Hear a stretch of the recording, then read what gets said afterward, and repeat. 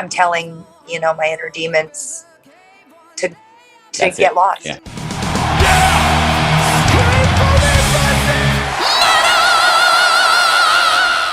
Hey everyone, welcome to the channel. My name is Belgian Jasper. If this is your first time in the channel, hit subscribe right now. You can't hang your chains on me when you're 6 feet deep. Dorothy, thank you so much for your time today. I really appreciate it. You're on tour right now as we speak, so your schedule must be pretty hectic.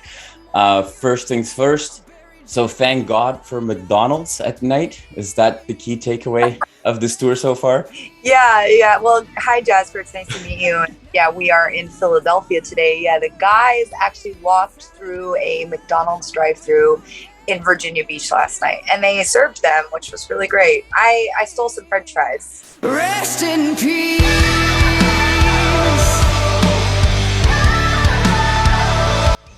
Tour is always an adventure. It's like we're pirates on a ship rolling around the United States, and you never know what's going to happen. A couple things that touring has taught me is it's not glamorous. It's very hard work. Mm-hmm. It can be exhausting at times, but it's very satisfying. It's so fun to see the fans. It teaches you patience and how to adapt to challenging situations.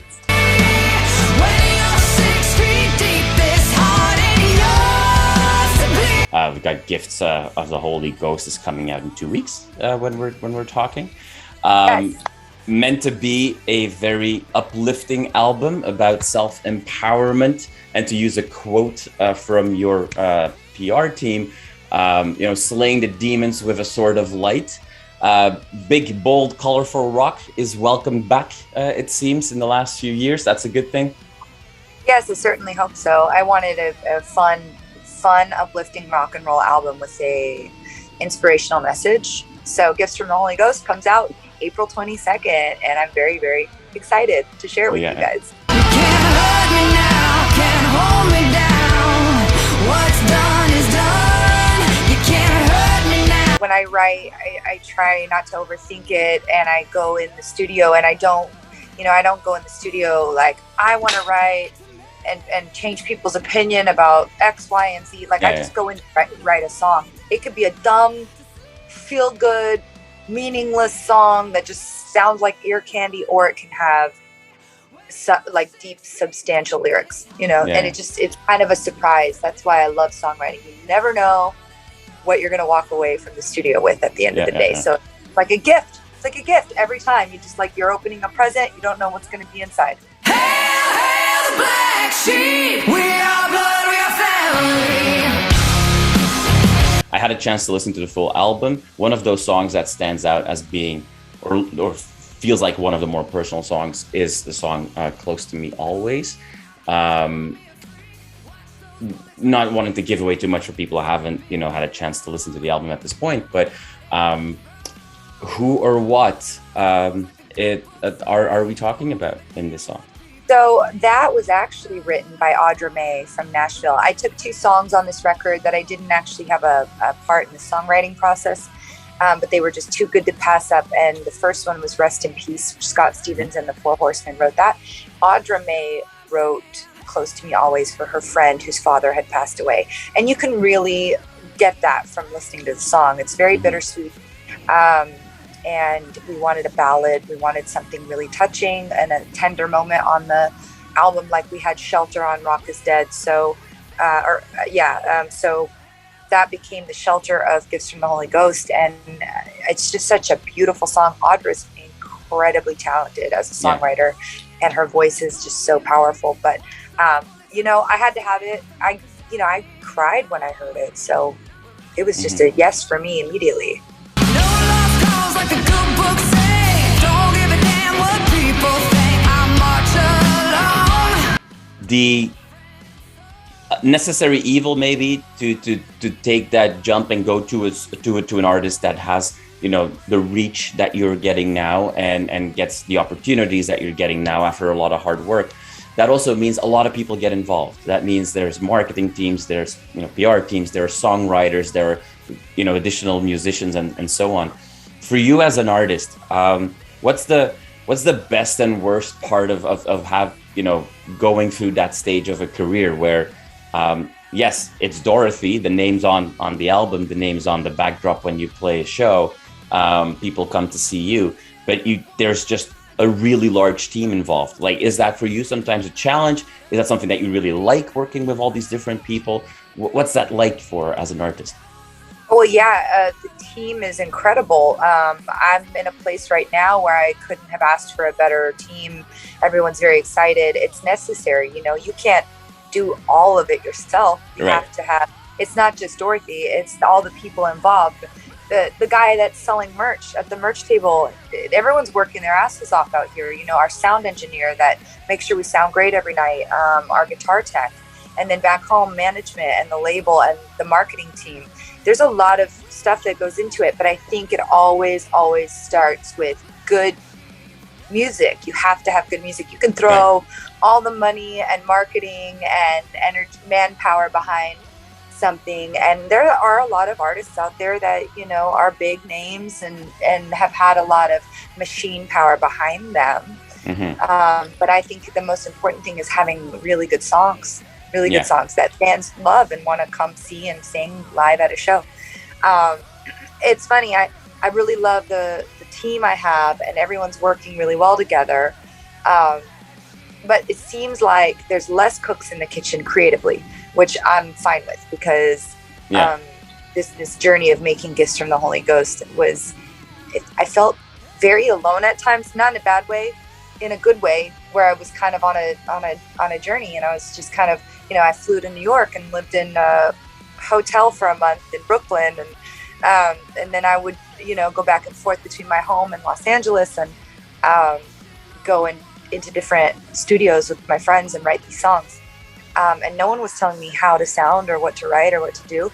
And then once we had this album, everyone was like, they all started listening to it, and they're like, this is great.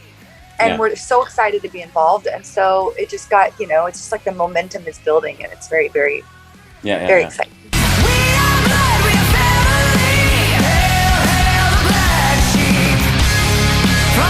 You know, if it was fabricated with a bunch of machine power, and it wasn't real or genuine, I don't know, I would feel pretty empty inside. I'm glad it's not that way, because I feel like there's a lot of substance here, and it's not just a show, you know. It's a show, but it's my life, and it's our lives, and everyone involved works very, very hard and believes in this. So it's satisfying and not empty, which is very, very humbling.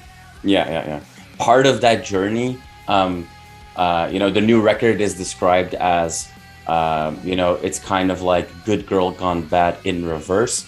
Part of that journey is that figuring out that being a bad boy or being a bad girl is overrated. Yes, we formed Bad Girl. It's just the story of my life. She's still in there, I'm sure, but I do live my life a lot differently now than just a few years ago.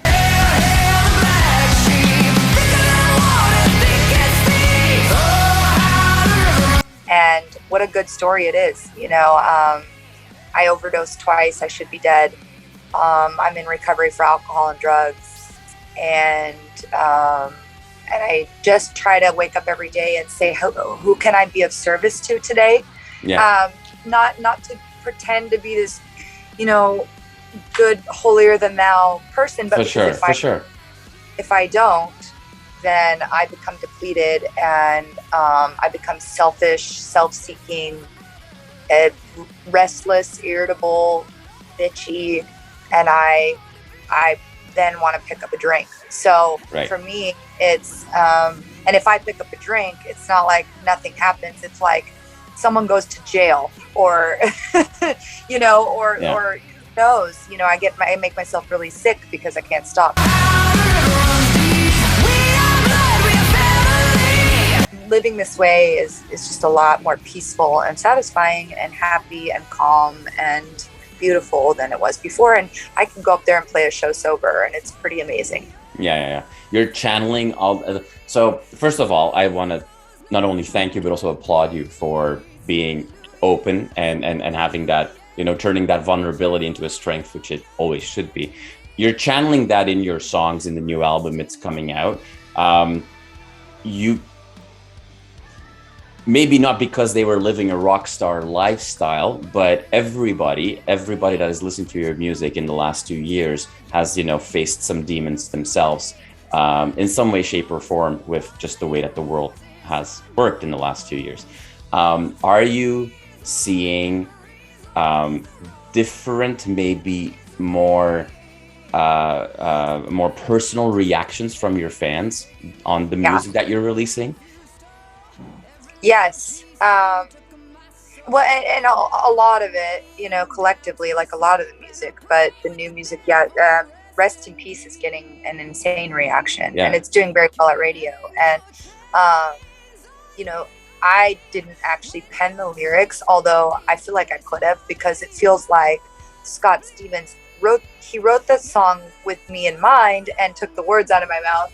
And you would think it's a breakup song because it reads like a breakup song, but to me, the way I view that song is I'm telling, you know, my inner demons to get lost. Yeah, it's exactly. You can't, you know, steer the ship anymore. You're not in charge. I'm in charge. You're not in charge anymore. A little too late to right your wrongs. No one's laying roses on your bones. You also helped out other bands. I, you know, remember a couple of months ago now that you know, joined the young and up and coming New York band Tempt for their single. That was a lot of fun too. Who's on your bucket list to collaborate with? Oh wow. Collaborate. I just did a song with Sleeping with Sirens, actually. We have Joyous Wilson, Classless Act, out on tour with us. They're opening the show. Really, really love supporting them. They're such great guys. Collaborations, I feel like they just happen. They just kind of manifest. They happen at the right place at the right time. I actually would really love to do a country music collaboration. Okay. Because I learned how to sing with country music. No, there's some slide guitar in the new record, so there's some country vibes there for sure. Yeah. I love incorporating that, and I just learned how to sing, listening to country records. So I would love to spend some time in Nashville, writing the 4th album, which I'm already thinking about, but also would love to do some, like maybe a cool duet with someone in country music. I don't know who, but I keep saying I want to write a love song that could, you know, stand up to Bryan Adams.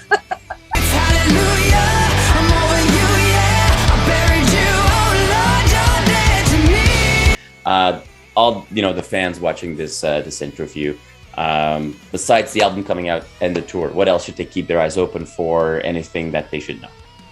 Yeah. If you want to look at tickets and tour dates, you can go to DorothyOnFire.com. We have merch. My Instagram is @Dorothy. Yes, I do see your messages. I see everything on there.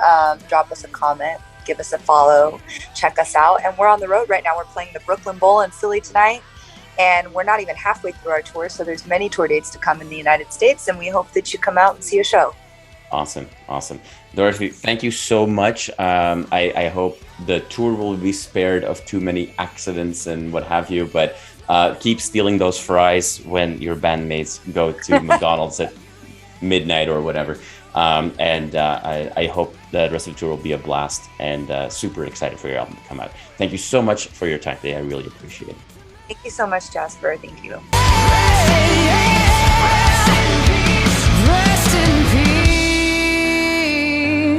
You are awesome for watching this video. Click right here to see more content like it and subscribe to the channel.